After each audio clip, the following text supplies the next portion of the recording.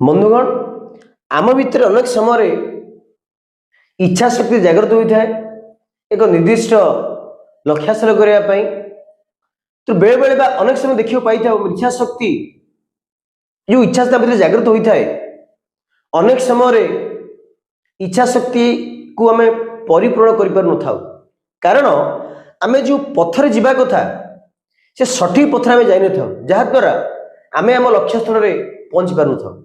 तो बंधुगण आज से विषय आलोचना करवा जो व्यक्ति भितर इच्छा जागृत होची एक निर्दिष्ट लक्ष्य हासिल करने से एक प्रोसेस रे जाए एक प्रक्रिया अतिक्रम करए से प्रक्रिया कौन इच्छा पर मन मन पर पथ बा माध्यम तो शेष हूँ लक्ष्य।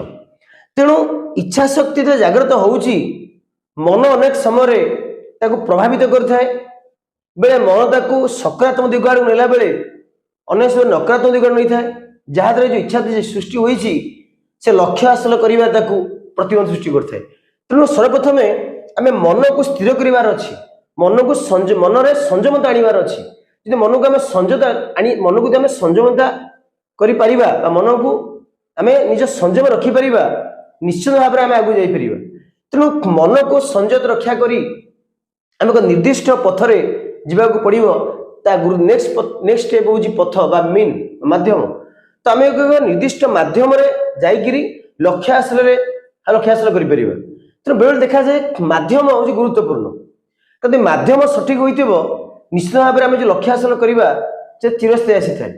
तो अनेक समय देखा जाए अनेक व्यक्तिशेष विभिन्न प्रकार माध्यम अपनाती केतक हठात सफलता पाई जाता केवे सठिक हो न जो पथरे संघर्ष न थाए जो पथरे त्याग न थाए जो पथरे कठोर परिश्रम न थाए से लक्ष्य हासिल मूल्य किसी न थाए। तेणु आम जो कौन लक्ष्य हासिल स्थिर करें इच्छा जागृत करें एक निर्दिष्ट सठिक पथरे आम अपणाई सठिक पथरे जाई आम आम लक्ष्य स्थल में पहुंचार आवश्यकता अच्छी। तो यहीपरि भाव में इच्छा शक्ति आमको लक्ष्य हासिल कर सहायक होता है।